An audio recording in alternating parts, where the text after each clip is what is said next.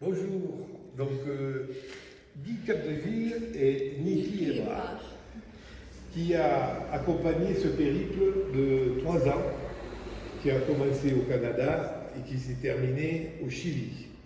Donc ici, ça c'est le début, c'est Lima, la capitale du Pérou, avec les manifestations religieuses qui après évoluent vers les présentations de la mystique indienne, avec la vie dans les cimetières, la vie avec de la musique, la vie avec la base de la culture, de leur culture qui est représentée ici en une seule photo, qui est un hommage au maire d'une communauté perdue dans les Andes. Ils sont venus faire des offrandes et ils vont avoir le mouton, ils vont faire des pots au nouveau maire avec de la musique. Ensuite, ici, c'est la vie de base de ces gens qui vivent de la terre sur un sol pauvre, mais dont ils tirent l'essentiel pour manger, s'habiller, et avec leur technique ancestrale de faire des habits, de tisser le fil à la main. Ici, c'est leur cuisine, très simple, avec un four, un foyer. Ça, c'est déjà dans les hauts plateaux.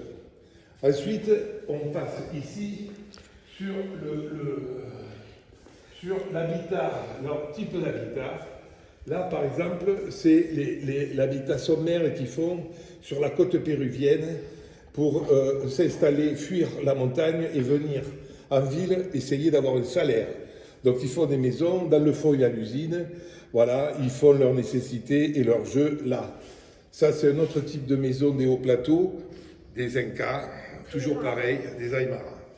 Ici, c'est une autre photo d'un autre lieu de vie qu'on a eu du mal à rencontrer. On a marché 6 jours en descendant le Rio Tripuani pour arriver là chez les chercheurs d'or qui nous ont accueillis, qui nous ont invités chez eux.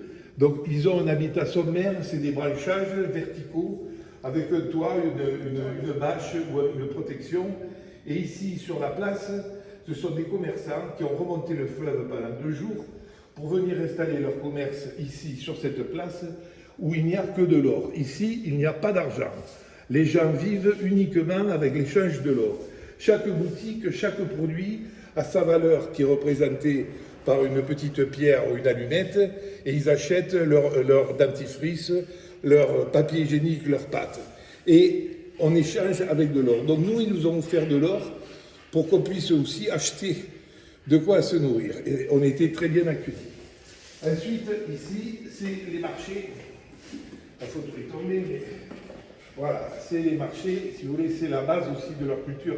Ils font beaucoup de commerce, ils marchent beaucoup à pied pour aller de village en village. C'est Cochabamba en Bolivie et c'est un peu métissé.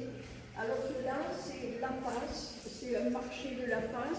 Lui, il vend sa tête de cochon, mais tout en faisant un peu de flirt à la clientèle. Voilà, donc ça, c'est encore des marchés. C'est les marchés typiques. Les chapeaux melons, les herbes et la coca. Et là, c'est le haut de La Paz, où vivent les Indiens au-dessus de la capitale. Voilà, 4000 mètres déjà.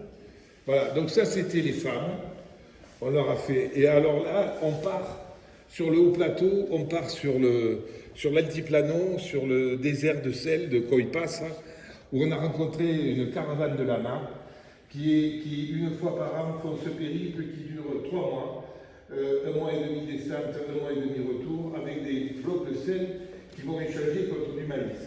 Et ça, c'est Niki qui a fait la photo. Et quand on était sur le chemin, on a marché 6 jours à travers ce désert pour arriver chez ces gens, cette communauté, voilà, cette communauté isolée qui s'appelle les Chipayas, qui ont un mode de vie ancestral qui remonte à des millénaires. Ils ont réussi à s'adapter à ce sol très pauvre avec une amplitude thermique très forte puisque la nuit il gèle jusqu'à -20.